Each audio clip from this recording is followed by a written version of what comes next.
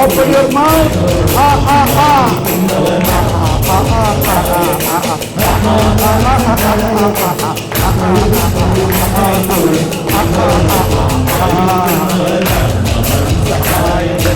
അവർ തുറന്ന് ശബ്ദമുയർത്തി ആത്മാവാണിന്റെ സഹായികൻ. ആത്മാവ് എല്ലാത്തിനും നമ്മളെ സഹായിക്കുന്നു. ആത്മാവ് പ്രാർത്ഥിക്കുന്നു. ആത്മാവ് ദൈവത്തിന്റെ നിഗൂഢ രഹസ്യങ്ങൾ, ദൈവത്തിന്റെ ഗൂഢരഹസ്യങ്ങൾ,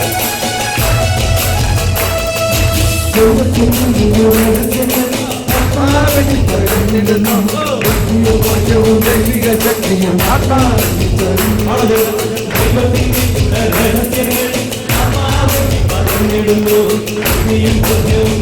ശക്തിയും ആത്മാവിൽ പറഞ്ഞിടുന്നു.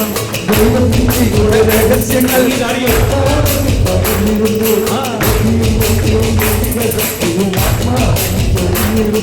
ദൈവത്തിന്റെ ഗൂഢരഹസ്യങ്ങൾ പറഞ്ഞിടുന്നു.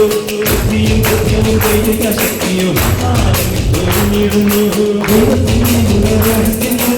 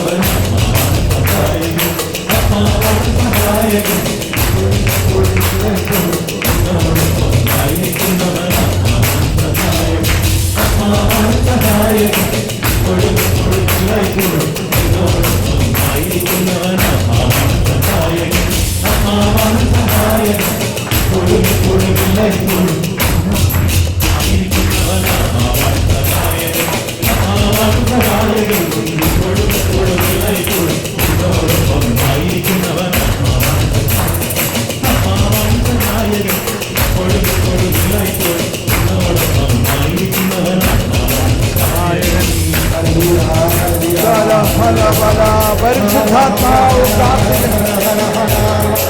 ആത്മാവ് പ്രാർത്ഥിക്കുന്നു.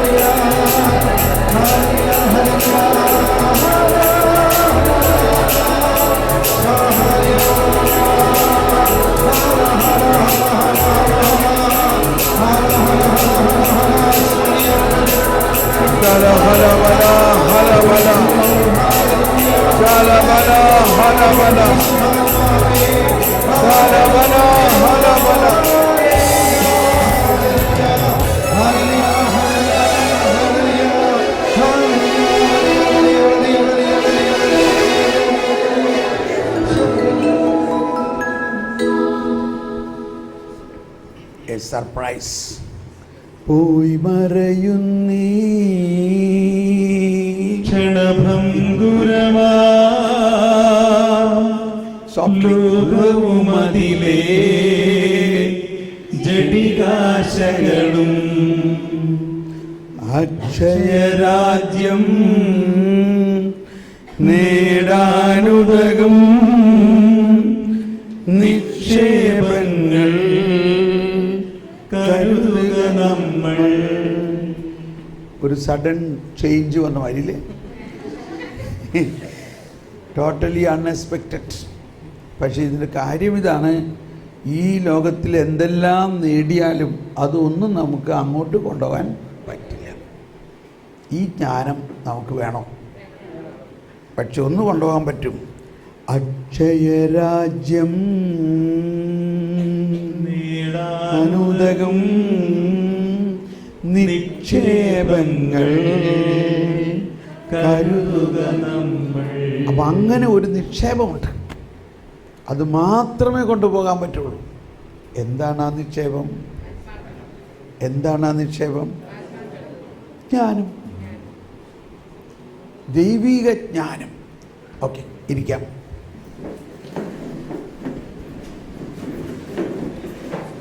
ഞാനിത് നിർത്താമെന്ന് വിചാരിച്ചിട്ട് നിർത്താൻ പറ്റുന്നില്ല.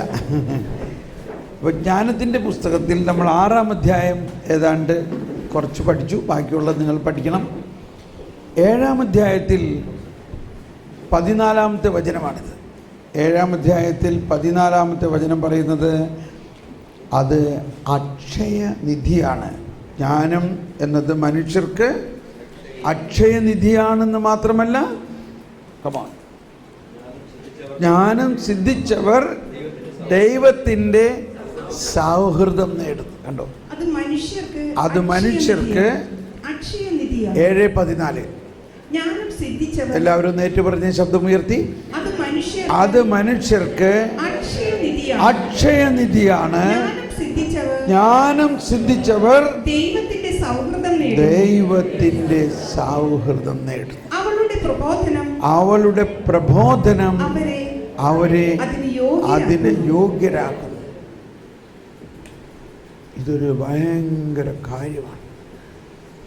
വാസ്തവത്തിൽ ഇതാണ്. ഇതെല്ലാം പറയുമ്പോൾ ഈശോയെ ക്ഷമിക്കണം, ഈശോയെ. ഓക്കെ,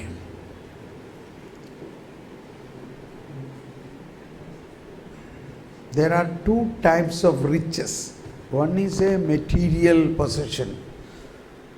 ഇപ്പോൾ അലക്സാണ്ടർ ദ ഗ്രേറ്റിനെ കുറിച്ച് കേട്ടിട്ടുണ്ടല്ലോ. അലക്സാണ്ടർ ദ ഗ്രേറ്റ് മരിക്കുന്ന സമയത്ത്, മരിക്കാൻ പോകുന്ന സമയത്ത് പറഞ്ഞു, എന്നെ കൈകൾ രണ്ടും പുറത്തേക്ക് ഇട്ടിട്ട് ശവപ്പെട്ടിയിൽ അടയ്ക്കണം. അപ്പോഴാണ് ആ ജ്ഞാനം കിട്ടിയത്. എന്താണ് പറഞ്ഞത്? ഞാൻ ഇത്രയും സാമ്രാജ്യങ്ങളെല്ലാം പിടിച്ചടക്കിയെങ്കിലും ഇതൊന്നും എനിക്ക് കൊണ്ടുപോകാൻ പറ്റില്ല. അപ്പോൾ നമ്മുടെ ക്രിസ്തീയ ബേസിക് നോളജ് ഇതാണ്. ക്രിസ്ത്യാനിറ്റിയുടെ ബേസിക് നോളജ് ഇതാണ്. ഞാൻ പറഞ്ഞില്ല, ഇങ്ങോട്ട് വരുമ്പോൾ ഒരു മലങ്കര കുർബാനയായിരുന്നു. അപ്പോൾ അവിടുത്തെ ഡയറക്ടർ അച്ഛൻ മിനിയാന്നത്തെ മർക്കോസിൻ്റെ സുവിശേഷത്തിലെ റീഡിങ്ങിനെ ഇൻ്റർപ്രറ്റ് ചെയ്ത പുള്ളി പറഞ്ഞത്, ക്രിസ്തീയ വിശ്വാസം എന്ന് പറയുന്നത് ലഭിക്കുന്നതല്ല, ത്യജിക്കുന്നതിലാണെന്ന്. പക്ഷെ നമ്മളെല്ലാം ക്രിസ്തീയ വിശ്വാസം എന്ന് പറഞ്ഞാൽ എന്താ ഉദ്ദേശിക്കണേ? എല്ലാം ഇങ്ങോട്ട് ലഭിക്കണം. ഇതൊരു ലഭിക്കുന്ന സ്പിരിച്വാലിറ്റി അല്ല, മറിച്ച് ത്യജിക്കുന്ന സ്പിരിച്വാലിറ്റിയാണ്. അത് ഭയങ്കര ഒരു മൊണാസ്ട്രിക് ഫീലിംഗ് ആയിപ്പോയില്ലേ? ഷോ ഒരു മൊണാസ്ട്രിയുടെ, ചിലപ്പോൾ ഇവിടെ മൊണാസ്ട്രിക്കാരെങ്കിലുമൊക്കെ ഉണ്ടാവുമായിരിക്കും. എനിവേ, ഞാനും ഇങ്ങനെയൊക്കെയാണ് വിചാരിച്ചിരുന്നത്. പക്ഷേ സാവധാനം ഈ ദൈവിക ജ്ഞാനം കൊണ്ട് നമ്മളിങ്ങനെ നിറയുമ്പോൾ അത് ശരിക്കും നമുക്കത് മനസ്സിലാകാൻ തുടങ്ങും. ഇത് ഇങ്ങോട്ട് ലഭിക്കുന്നതിലല്ല, ത്യജിക്കുന്നതിലാണ് ഇതിൻ്റെ എല്ലാം രഹസ്യം. ഓക്കെ, അപ്പോൾ ഇനി ഡയറക്റ്റായിട്ട് പറയുകയാണെങ്കിൽ, ഇതാ ഒരു വചനം വരുന്നു. കണ്ടോ, എനിക്ക് കാണാം വചനം ഇങ്ങനെ വരുന്നത്, മനസ്സിലാവുന്നുണ്ടോ? 1 കൊറിന്ത്യൻസ് 15:19. 1 കൊറിന്ത്യൻസ് 15:19. അവിടെ പറയുന്നത് ഇതാണ്: ഈ ജീവിതത്തിന് വേണ്ടി മാത്രം ക്രിസ്തുവിൽ പ്രത്യാശ വച്ചിട്ടുള്ളവരാണെങ്കിൽ നമ്മൾ എല്ലാ മനുഷ്യരെക്കാൾ നിർഭാഗ്യരാണ്. ഒന്നെല്ലാവരും ഒന്ന് ഏറ്റു പറയാമോ ആ വചനം?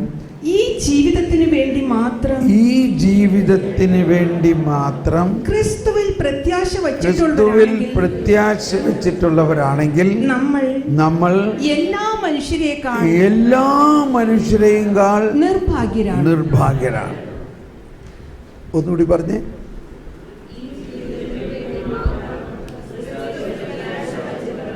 വായിക്കൂ.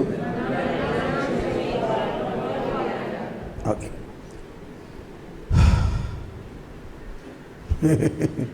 ഷോക്ക് അടിക്കണ മാതിരി അല്ലേ? ഷോ. എന്നാൽ ഒരു ജനറൽ കോൺസെപ്റ്റ് എല്ലാം എന്താ? ജനറലി നമ്മുടെ എല്ലാം ഒരു ഫിലോസഫി, നമ്മുടെ തിങ്കിങ്, നമ്മൾ ഈ ജീവിതത്തിൽ എന്തോ എല്ലാം ചെയ്തു കൂട്ടി എന്തോയൊക്കെ നേടണമെന്നുള്ളതാണ്. പക്ഷേ ഈ ജീവിതത്തിന് വേണ്ടി മാത്രം ക്രിസ്തുവിൽ പ്രത്യാശ വയ്ക്കുന്നവരാണെങ്കിൽ നമ്മൾ ഏറ്റവും നിർഭാഗ്യവാന്മാരാണ്. അപ്പോൾ അതിൻ്റെ അർത്ഥം എന്താണ്? അതിൻ്റെ അർത്ഥം ഇത് 1 കൊറിന്ത്യൻസ് 15 കേട്ടാൽ ഉടനെ വിചാരിക്കണം 1 കൊറിന്ത്യൻസ് 15 പറഞ്ഞാൽ നമുക്കൊരു തിമാറ്റിക്കായിട്ട് മനസ്സിലാക്കണം, അത് യുഗാന്ത്യത്തെക്കുറിച്ചുള്ള പൗലോസ്ലീഹയുടെ ടീച്ചിങ്ങാണ്.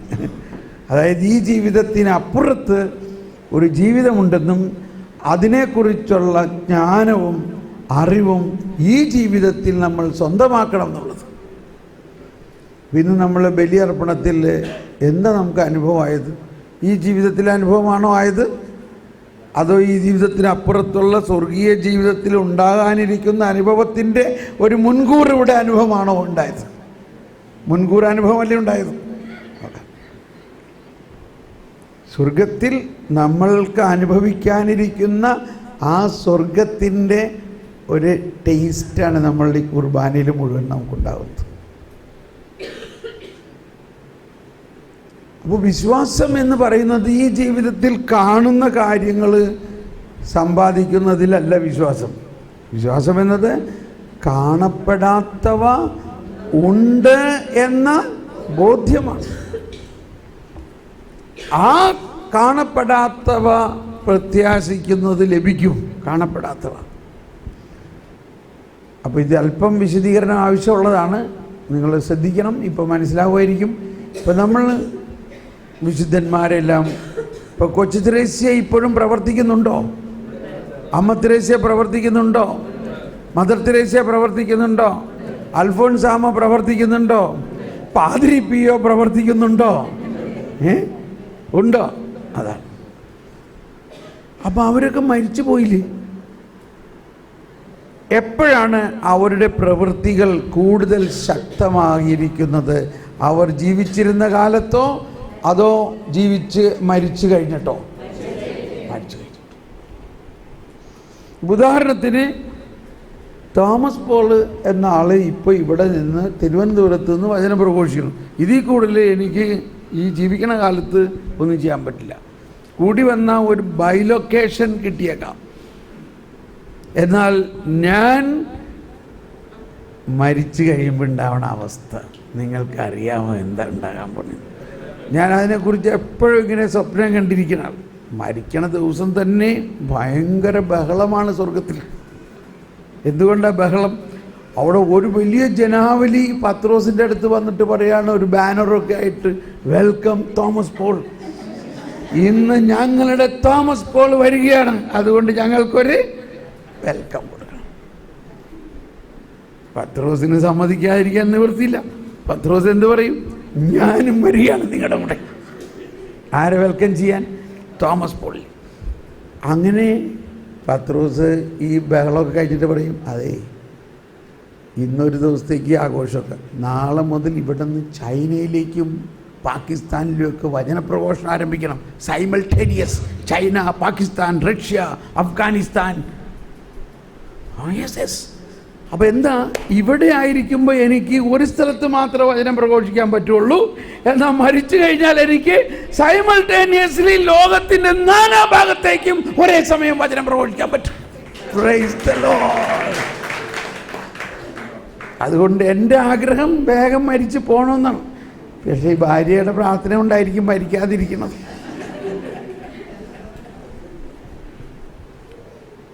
കുറച്ച് കഴിഞ്ഞാൽ ഭാര്യയുടെ പ്രാർത്ഥനയൊന്നും കർത്താവ് നോക്കൊന്നുമില്ല, കർത്താവ് അങ്ങ് കൊണ്ടുപോകും. പിന്നെ ഞങ്ങളുടെ ഒരു പ്രാർത്ഥന, ഞങ്ങൾ രണ്ടുപേരെയും ഒപ്പം കൊണ്ടുപോകണേ എന്ന് പറയും. അങ്ങനെയൊക്കെ വേണമെങ്കിൽ പ്രാർത്ഥിച്ച് ചാൻസ് കിട്ടാൻ ചാൻസ് ഉണ്ട്. എനിവേ, അപ്പോൾ എനിക്കിത് ഭയങ്കര ഒരു ബോധ്യമാണ്. വിശ്വാസിയുടെ ഏറ്റവും പ്രധാന രഹസ്യം, അല്ലെങ്കിൽ ഒരു വിശ്വാസത്തിൻ്റെ ക്രിസ്തീയ വിശ്വാസം എന്ന് പറഞ്ഞത്, അല്ലെങ്കിൽ ക്രിസ്തീയ ജീവിതം എന്ന് പറയുന്നത്, ഈ ജീവിതത്തിൽ നമ്മൾ ചെയ്യുന്നതിനേക്കാൾ വളരെയധികം കാര്യങ്ങൾ നമ്മുടെ മരണശേഷമുള്ള ജീവിതത്തിൽ ചെയ്യാനുണ്ടെന്നുള്ളതാണ്.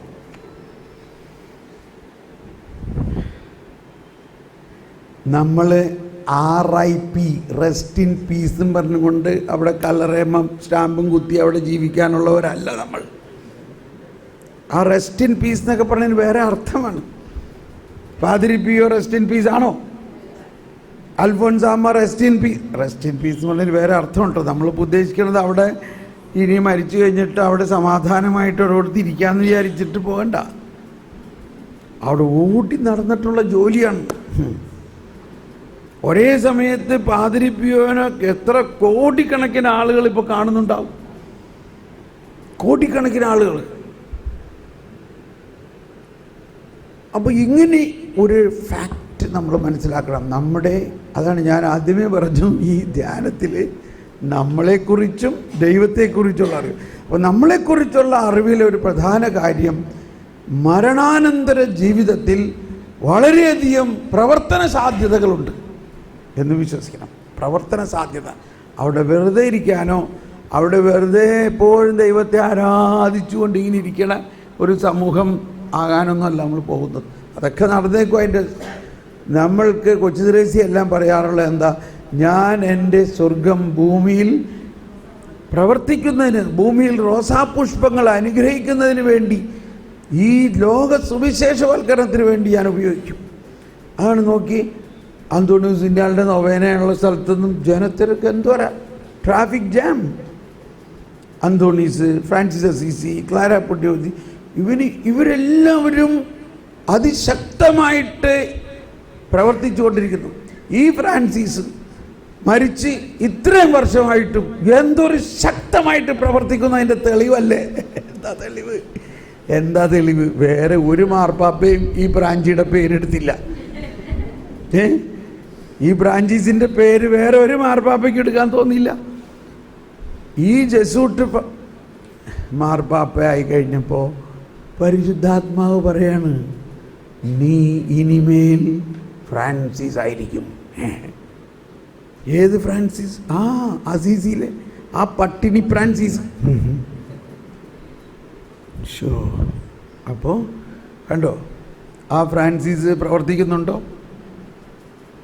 എത്ര വർഷമായി അദ്ദേഹം മരിച്ചിട്ട് അദ്ദേഹം സ്വർഗത്തിലിരുന്ന് പ്രവർത്തിക്കുന്നുണ്ടോ? നിസ്സാര പ്രവർത്തിയൊന്നുമല്ല. ഒരു മാർപ്പാപ്പേനെ ആ സാന്താമിയാനോയിൽ കൊണ്ടുപോയിട്ട്, ആ സാന്താമിയാനോയിൽ ഫ്രാൻസിസ് അസീസിയുടെ ആദ്യ ദർശനം കിട്ടിയ അതേ കുരിശിന്റെ ചുവട്ടിൽ ഈ പോപ്പ് ഫ്രാൻസിസ് ആ ഫ്രാൻസിസിന്റെ നാമധേയവും ആത്മീയതയും എടുത്തുകൊണ്ട് സാഷ്ടാംഗം വീണ് അവിടെ കിടന്നു പറഞ്ഞു. അതേ ശബ്ദം കേട്ട് കാണുമോ ഇല്ലയോ?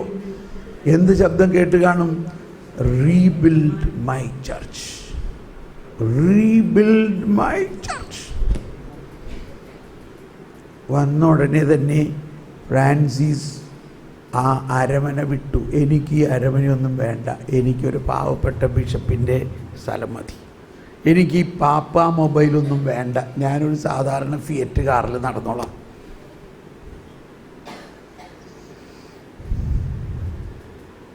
അപ്പോൾ ഇപ്പം നമ്മുടെ വിഷയം ഇതൊരു വലിയ കാര്യമാണ്, എന്നാലും നമ്മുടെ വിഷയം ഇതാണ്. ആ ഫ്രാൻസിസ് പ്രവർത്തിക്കുന്നുണ്ടോ? ഉണ്ടോ? അത്രയും മാത്രം പറയാൻ വേണ്ടിയാണ് ഇത് പറഞ്ഞത്. അപ്പോൾ ഇങ്ങനെയാണ് ഓരോ ക്രിസ്ത്യാനിയും അവൻ മരിച്ചു കഴിഞ്ഞാലാണ് അവൻ്റെ പ്രവർത്തന സാധ്യതകൾ, പ്രവർത്തനം കൂടുതൽ ശക്തമാകുന്നത്. അതാണ് കർത്താവ് പറഞ്ഞത്, ഗോതമ്പ് മണി ചീഞ്ഞഴുകിക്കഴിയുമ്പോഴാണ് അത് ധാരാളം ഫലം പുറപ്പെടുക. ഗോതമ്പ് മണി അഴുകിക്കഴിയുമ്പോഴാണ് ഫലം പുറപ്പെടുക. ഇപ്പോൾ നമ്മൾ 1 മണി ഗോതമ്പാണ്. എന്നാൽ നമ്മൾ മരിച്ചു കഴിയുമ്പോൾ, നമ്മൾ അഴുകിക്കഴിയുമ്പോൾ അതിൽ നിന്ന് ഒരു പുതിയ ഗോതമ്പിൻ്റെ ചെടി പുറത്തു വരുന്നു. ആ ചെടിയിൽ വളർന്ന് ധാരാളം ഗോതമ്പ്, ആ ധാരാളം ഗോതമ്പ് മണി വീണ്ടും അങ്ങനെ ഒരു ജനറേഷൻ. ഇതൊന്ന് വിശ്വസിച്ചേ. കർത്താവെ, ഞാൻ വിശ്വസിക്കുന്നു, എന്നെ ദൈവത്തിന് വേണ്ടി സൃഷ്ടിച്ചു. അത് സൃഷ്ടിച്ച് എന്നെ ദൈവത്തിന് വേണ്ടി സൃഷ്ടിച്ചുവെങ്കിൽ ദൈവത്തിൻ്റെ പദ്ധതി ഇവിടെയുള്ള ഈ 80 100 വർഷത്തിൻ്റെ പ്രവർത്തന സാധ്യതകളല്ല. That is only a basic ഒരു കിൻഡർ ഗാർഡനാണത്. ഈ കിൻഡർ ഗാർഡനിൽ ദൈവത്തിൻ്റെ ജ്ഞാനം കൊണ്ട് നമ്മൾ നിറഞ്ഞു കഴിയുമ്പോൾ മരണശേഷം നമ്മളെ കർത്താവ് ശക്തമായിട്ട് ഉപയോഗിക്കും. ഈ വിശ്വാസം ഇവിടെ ആയിരിക്കുമ്പോൾ ഉണ്ടെങ്കിൽ ആണ് ക്രിസ്തീയ വിശ്വാസത്തിൻ്റെ ആ ജോയ് ആൻഡ് ഫ്രണ്ട്ഷിപ്പ്. അതാണിപ്പോൾ നമ്മൾ കേട്ടത്. ഒന്ന് വായിക്കാം. ഇനി 7:14 വീണ്ടും പോകാം. ജ്ഞാനം 7:14. അത് മനുഷ്യർക്ക് അക്ഷയനിധിയാണ്. ജ്ഞാനം സിദ്ധിച്ചവർ ദൈവത്തിൻ്റെ സൗഹൃദം നേടുന്നു. അത് മനുഷ്യർക്ക് അക്ഷയനിധിയാണ്. ജ്ഞാനം സിദ്ധിച്ചവർ ദൈവത്തിന്റെ സൗഹൃദം നേടുന്നു. അവരുടെ പ്രബോധനം അവരെ അതിന് യോഗ്യരാക്കുന്നു. അപ്പോൾ ഇവിടുത്തെ വലിയൊരു കാര്യം ക്ഷയവും അക്ഷയവും എന്ന് പറഞ്ഞാൽ എന്താ? അപ്പോൾ ഈ അക്ഷയമായ ഒരു നിധി, അക്ഷയമായ ആ ജ്ഞാനം എവിടെയാണ് നമ്മളിൽ വസിക്കുന്നത്? Is it in our mind or body or in our soul? നമ്മുടെ സോൾ. കാരണം നമ്മളിൽ അക്ഷയമായ ഒരു ഹാർഡ് ഡിസ്ക്, ഒരു സേവിങ് പ്ലേസ് എന്താണ്? നമ്മുടെ ആത്മാവാണ്. അക്ഷയമായ നമ്മുടെ ആത്മാവിലേക്കാണ് അക്ഷയമായ ജ്ഞാനം സ്റ്റോർ ചെയ്യാൻ പറ്റുന്നത്, കോൺഫിഗർ ആവുന്നത്. അതിവിടെ വെച്ച് ഇങ്ങനെ ഡൗൺലോഡ് ചെയ്യണം. അതിനെ സ്വസ്ഥമായിട്ടിരുന്നാൽ മതി. കർത്താവേ, ഇതാ ഞാൻ, നീ എനിക്ക് വേണ്ടി ഒരുക്കിയിരിക്കുന്നതെല്ലാം ഇങ്ങോട്ട് ഒഴുക്കിക്കോളൂ. അങ്ങനെ സാവധാനം എന്ത് സംഭവിക്കുന്നു? ഫ്രണ്ട്ഷിപ്പ്. നമ്മൾ ദൈവത്തെ ഒരു ചട്ടപ്പടി നടപ്പാക്കണ ഒരു പോലീസുകാരനെ പോലെയോ ഒരു വളരെ കർക്കശക്കാരനെ പോലെയോ അല്ല കാണേണ്ടത്. Like a friend. ഇപ്പം നമ്മുടെ മണവാളൻ കോൺസെപ്റ്റ് ഏതായാലും ഓൾറെഡി സിങ്കായില്ലേ? മണവാളൻ മണവാട്ടി സിങ്കായില്ലേ? ഇനി അതോടൊപ്പം മറ്റൊരാശയം എന്താണ്? He's our friend. അതാണ് ഈശോ തന്നെ പറഞ്ഞു, ഞാൻ ഇനിമേൽ നിങ്ങളെ എൻ്റെ സ്നേഹിതൻ എന്ന് വിളിക്കുന്നു. നിങ്ങൾ അടിമയല്ല, നിങ്ങൾ ദാസനുമല്ല, നിങ്ങളാരാണ്? നിങ്ങൾ എൻ്റെ സ്നേഹിതൻ. അപ്പോൾ അങ്ങനെ ഒരു സംഭാഷണം. ഇപ്പം എന്താ റെനിയുടെ ആ എക്സ്പീരിയൻസ് എന്ന് പറഞ്ഞില്ലേ, exactly that is correct. Isho നമ്മുടെ ഒരു സ്നേഹിതനെ പോലെ നമ്മളോട് സംസാരിക്കുന്നു. ആ ഫ്രീഡത്തിൽ നീ ആ പടം കൊടുത്തേ, നീ ഉമ്മ വെച്ച്, ഇങ്ങനെയൊക്കെ അങ്ങോട്ട് നമ്മളോട് സംസാരിക്കും. കാരണം ഹീ ഈസ് അവർ ഫ്രണ്ട്. അതിൻ്റെ ഇപ്പോൾ ഇത് ഞാനൊന്ന് റിലേറ്റ് ചെയ്യാൻ കേട്ടോ, ആ പറഞ്ഞ ടെസ്റ്റ് പണിയായിട്ട്. പക്ഷേ അവൾക്കത് മനസ്സിലാവുന്നില്ല. അതാണ് നമ്മൾ കാണിച്ചത്. ആ മനസ്സിലാവുന്നതിന് ഇനി വേറൊരു ചെറിയ സോഫ്റ്റ്വെയർ ഇൻസ്റ്റാൾ ചെയ്യണം. അതെന്താ? ജ്ഞാനം. അപ്പോൾ ഈ ജ്ഞാനം നമ്മളിൽ ഒഴുകുമ്പോഴാണ് ഇത് മനസ്സിലാകുന്നത്. ജ്ഞാനസ്നാനം നമുക്ക് തന്നിരിക്കുന്നത് അതിനു വേണ്ടിയാണ്. അപ്പോൾ ആ ദൈവം തന്നിരിക്കുന്ന ജ്ഞാനസ്നാനത്തിൻ്റെ ഇടയിൽ ഉള്ളിൽ ഏതാണ്? ഓ ദൈവമേ, നമ്മൾ മാമോദീസായിൽ തന്നെ എവിടെ പോയി? ആ 2 മെഴുകുതിരിയും മാച്ച് ബോക്സും ഇവിടെ നോക്കി, ഇവിടെ ഉണ്ടാവുമായിരിക്കും. 2 മെഴുകുതിരി മാച്ച് ബോക്സ് എടുക്കും. ഞാനൊരു ഡെമോൺസ്ട്രേഷൻ കാണിച്ചു തരാം. നമ്മുടെ ജ്ഞാനസ്നാനത്തിൽ തന്നെ എഫാത്ത, തുറക്കപ്പെടുക എന്ന് പറഞ്ഞപ്പോൾ ദൈവത്തിൻ്റെ സ്വരം കേൾക്കാനും ദൈവത്തിൻ്റെ ജ്ഞാനം മനസ്സിലാക്കാനും നമ്മുടെ അന്തരാത്മാവിനെ തുറന്നിട്ടുണ്ട്. അപ്പോഴേ തുറന്നിട്ടുണ്ട്. സാരമില്ല, അവർ കൊണ്ടുവരും. Don't worry, he will bring.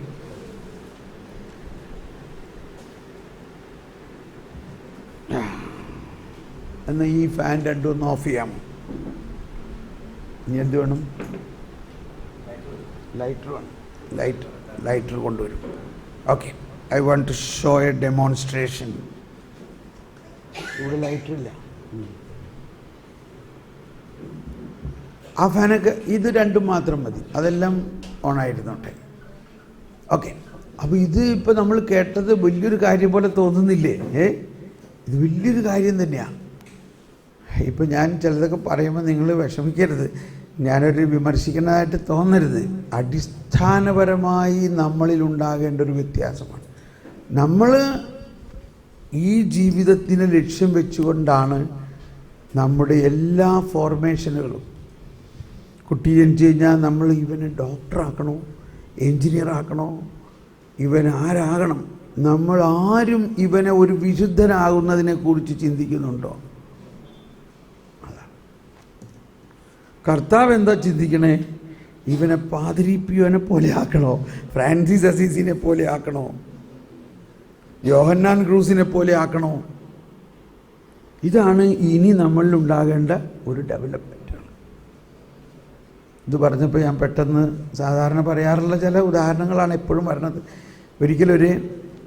അപ്പോൾ ആ ദൈവത്തിൻ്റെ ഹിതം നമ്മൾ മനസ്സിലാക്കുന്നില്ല. നമ്മൾ നേരത്തെ പറഞ്ഞ മീൻകറിയുടെ കാര്യം തന്നെ അല്ലേ?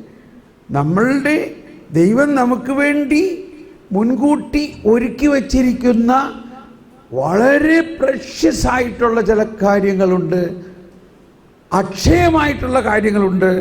അത് നമ്മൾ മനസ്സിലാക്കാതെ പോകുന്നു. എന്തുകൊണ്ട്?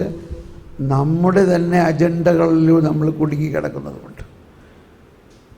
Okay, please come.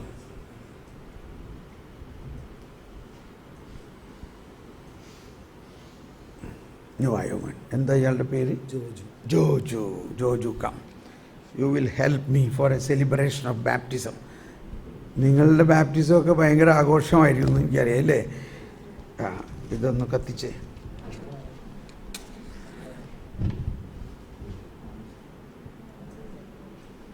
ഓക്കെ, ഇത് പിടിച്ചോളൂ, അല്ലെങ്കിൽ ഞാൻ പിടിക്കാതെ നിൽക്കട്ടെ കേട്ടോ. ഇപ്പം ഇത് ക്രിസ്തുവിൻ ജ്യോതി, കർത്താവ് യേശു മിശിഹായാണ് ഈ പ്രകാശം ഇല്ലേ? നിങ്ങൾ മാമോദീസ തൊട്ടിലിൻ്റെ അടുത്തൊരു മെഴുകുതിരി ഉണ്ടാവോ? മേശയില വയ്ക്കാം. ലത്തീൻ പള്ളിയിലാണെങ്കിൽ ആൽഫ ഒമേഗ എന്ന് എഴുതിയിട്ടുള്ള വലിയൊരു മെഴുകുതിരി ഉണ്ടാവും. അത് ആ ഈസ്റ്റർ നൈറ്റിൽ. അപ്പോൾ ആ മെഴുകുതിരി വേറെ ഒരു മതത്തിലും ആരും ഉപയോഗിക്കാറില്ല ഇല്ലേ? മെഴുകുതിരി ആരാ? മെഴുകുതിരി ക്രിസ്തുവാണ്. ക്രിസ്തുവാണ് മെഴുകുതിരി. അപ്പോൾ അതിന് വേറെ ഒരുപാട് കാര്യങ്ങളുണ്ട്, അത് പിന്നെ പറയാം.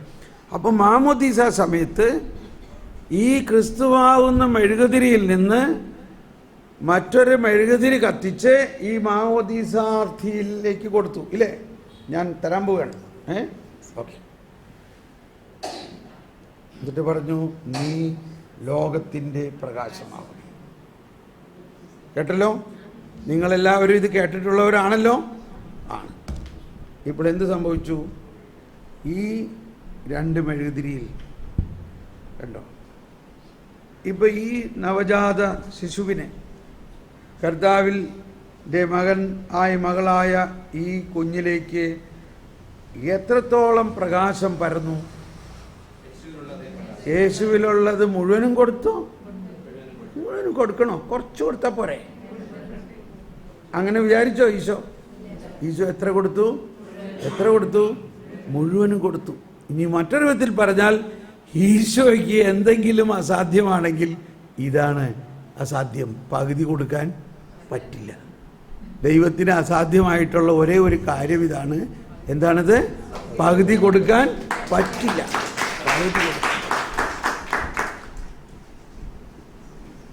നിങ്ങൾ ഓരോരുത്തരും മനസ്സിലാക്കണം, നമ്മളെപ്പോഴും പള്ളിയിൽ മെഴുകുതിരി കത്തിക്കുമ്പോഴും എപ്പോഴും ബലിവേദിയിൽ മെഴുകുതിരി കത്തിക്കുമ്പോൾ ഒരു മെഴുകുതിരിയായിട്ട് ഒരിക്കലും കത്തിക്കാറില്ല. 2 മെഴുകുതിരി ഉണ്ടാവും. അതിൻ്റെ അർത്ഥം ഒന്ന് ക്രിസ്തുവും ഒന്ന് നമ്മളാകുന്ന മറ്റൊരു ക്രിസ്തുവുമാണ്. ഇനി നമ്മൾ നേർച്ചയായിട്ട് മെഴുകുതിരി കത്തിക്കുമ്പോഴെല്ലാം മെഴുകുതിരി നേർന്ന് കത്തിക്കും. പക്ഷെ അതിൻ്റെ അർത്ഥം എന്താണ്? അപ്പം ഈ മെഴുകുതിരിയുടെ മറ്റൊരു പ്രധാന കാര്യം എന്താ? ഈ മെഴുകുതിരി പ്രകാശിക്കണമെങ്കിൽ എന്താകണം? ഉരുകണം. ഉരുകി ഇല്ലാതായാൽ മാത്രമേ ഇത് പ്രകാശിക്കുകയുള്ളൂ. അത് അതിൻ്റെ അകത്ത് തന്നെയുള്ള ഒരു ഇൻഹറൻറ്റ് മെക്കാനിസമാണ്. അപ്പോൾ നമ്മൾ ഓരോരുത്തരും ഒരു മെഴുകുതിരിയായി ഭർത്താവ് ഭാര്യയ്ക്ക് വേണ്ടി ഉരുകാൻ തയ്യാറാകണം. ഭാര്യ ഭർത്താവിന് വേണ്ടി ഉരുകുന്നു, മക്കൾക്ക് വേണ്ടി ഉരുകുന്നു, ലോകത്തിന് വേണ്ടി ഉരുകുന്നു. ഇതാണ് ക്രിസ്തീയ ജീവിതത്തിൻ്റെ പ്രകാശം പരത്തുന്ന ഒരേ ഒരു കാര്യം. നമ്മൾ ഉരുകാൻ തയ്യാറാകണം. നമ്മളിലുള്ളത് കംപ്ലീറ്റ് മെൽട്ടാകണം. ഓക്കെ. അപ്പോൾ അത് വേറൊരു, നമ്മൾ പറഞ്ഞില്ലേ, ലഭിക്കാൻ വേണ്ടിയല്ല ത്യജിക്കാൻ വേണ്ടിയാണെന്നുള്ളതിൻ്റെ ആശയം. ഈശോ നമ്മളിൽ പ്രകാശിക്കണമെങ്കിൽ നമ്മൾ എന്താകണം? നമ്മൾ ഉരുകണം. ഓക്കെ. അപ്പം ഇവിടെ ഈ നിങ്ങൾ ലോകത്തിൻ്റെ പ്രകാശമാണ് എന്ന് ഈശോ പറയുമ്പോൾ ഈശോ തന്നെ നൽകുന്ന ആ പ്രകാശമാണ്. വീണ്ടും ഞാൻ പറയുകയാണ്, എന്താണ് ഈ പ്രകാശത്തിൻ്റെ പ്രധാന ത്രെഡ്? ജ്ഞാനമാണത്. പ്രകാശം എന്ന് പറഞ്ഞാൽ എന്താ? ജ്ഞാനമാണ്. Thank you. God bless you. ഇത് സൂക്ഷിച്ചെടുത്തോണ്ടൊക്കെ വീഴും. അപ്പോൾ അക്ഷയനിധിയാണ് എന്ന് പറയുന്നതും യേശുവിൻ്റെ, അതായത് നമ്മുടെ ജീവിതം മരണാനന്തരം പ്രകാശിക്കപ്പെടേണ്ടതൊന്നാണെന്നും ഇവിടെ ജീവിച്ചിരിക്കുമ്പോൾ തന്നെ നമ്മുടെ മക്കളെക്കുറിച്ചും ഉള്ള ഫോർമേഷനിൽ നമ്മളെക്കുറിച്ചുള്ള ഫോർമേഷനിലെല്ലാം ഈ ലക്ഷ്യം നമ്മളിപ്പോഴേ വെക്കണം. ഈ ലക്ഷ്യം വെക്കണം. അപ്പോൾ എങ്കിൽ മാത്രമേ ശരിക്കും ആ ജ്ഞാനത്തിൻ്റെ ഫുൾ മെഷർ നമ്മൾക്ക് ആസ്വദിക്കാൻ പറ്റുള്ളൂ. ഞാൻ വളരെയധികം എപ്പോഴും ചിന്തിക്കാറുണ്ട്, സ്വർഗത്തിൽ ഞാൻ എന്തൊക്കെ ചെയ്യണം എന്നുള്ളത്. ആ ചിന്ത ഇപ്പോഴേ നമുക്ക് വേണം. അതിനുവേണ്ടി ഇപ്പോഴേ നമ്മൾ ഒരുങ്ങണം. അതിനുവേണ്ടി ഇപ്പോഴേ നമ്മൾ സമ്പാദിക്കണം. അതിനുവേണ്ടിയുള്ള നിധിയാണ് ജ്ഞാനം. കൊച്ചു ത്രേസ്യ കുഞ്ഞായിരുന്നപ്പോൾ തന്നെ, അല്ലെങ്കിൽ കൊച്ചു ത്രേസ്യയുടെ ആത്മകഥയിലെല്ലാം പറഞ്ഞിരിക്കുന്ന ഒരു കാര്യം ഇതാണ്: എല്ലാവരും ദൈവത്തെക്കുറിച്ച് സംസാരിക്കുന്നു, ഞാനോ ദൈവത്തോട് സംസാരിക്കുന്നു. മനസ്സിലാവുമല്ലോ? അതാണ് നമ്മൾ പ്രാർത്ഥിക്കുക എന്ന് പറഞ്ഞാൽ. ഇപ്പം നമ്മൾ ഇന്നർ പ്രെയറിനെ കുറിച്ച് നമ്മൾ മനസ്സിലാക്കി. പണ്ടൊക്കെ എനിക്കുണ്ടായ ഒരു അനുഭവമാണ്. ഞാനിങ്ങനെ കുറേ കാര്യങ്ങൾ കർത്താവിനോട് പറഞ്ഞു, പിതാവിൻ്റെ പുത്രൻ്റെയും പരിശുദ്ധാത്മാവിൻ്റെയും പറഞ്ഞ് അങ്ങോട്ട് പോവുകയാണ്. അതല്ലേ സാധാരണ. അങ്ങനെ പോകുമ്പോൾ ഒരിക്കൽ കർത്താവ് എന്നെ വിളിക്കുന്ന ഒരനുഭവം ഉണ്ടായി. എൻ്റെ പേര് ചൊല്ലി വിളിക്കുകയാണ്, തോമസ്. ഞാൻ നോക്കിയപ്പോൾ പള്ളിയിൽ ആരുമില്ല. അപ്പോൾ എനിക്ക് മനസ്സിലായി ഈശോ എന്നെ വിളിക്കുന്നതാണ്. ഞാൻ വീണ്ടും മടങ്ങി വന്നപ്പോൾ വീണ്ടും ഞാൻ കേൾക്കുകയാണ്, നീ 1 മണിക്കൂർ പറഞ്ഞ കാര്യങ്ങളെല്ലാം എനിക്കറിയാമായിരുന്നല്ലോ. അത് ശരിയാണല്ലോ. ദൈവത്തിന് അറിഞ്ഞൂടെ നമ്മുടെ കാര്യങ്ങളൊക്കെ? എന്നിട്ട് പറയാണ് അതിൻ്റെ, അപ്പോൾ ആ കുറേ പ്രശ്നങ്ങളൊക്കെ നമ്മൾ പറഞ്ഞു, അതിൻ്റെ സൊല്യൂഷനും, അതിൻ്റെ എന്താ സൊല്യൂഷൻ എന്നുള്ളതിന് മലയാളം, അതിൻ്റെ പരിഹാരവും എനിക്കറിയാം. അതുമായിട്ടാണ് ഞാനിവിടെ ഇരിക്കണേ. അയ്യോ എന്നാ വേഗം പറയ്. ഇതായിരുന്നു നീ സ്വീകരിക്കേണ്ടത്. നീ 1 മണിക്കൂറിൽ അത് ചിന്തിച്ചോ? അപ്പം ഈ 1 മണിക്കൂർ നീ എന്നോട് നിൻ്റെ ആവലാതിയെല്ലാം പറഞ്ഞതുകൊണ്ട് ഒരു സെൻറ്റൻസിൽ അത് മുഴുവനും പറയാമായിരുന്നു. കർത്താവേ, അങ്ങേക്കെല്ലാം അറിയാമല്ലോ എൻ്റെ കാര്യങ്ങൾ. അതാണ് ജ്ഞാനം. ഇനി എന്ത് ചെയ്യണം? ഇതിൻ്റെ എല്ലാം പരിഹാരവും അങ്ങേക്ക് അറിയാം. അതിങ്ങോട്ട് പറയും. എന്നിട്ട് എന്ത് ചെയ്യണം? എന്നിട്ട് ശ്രവിക്കണം.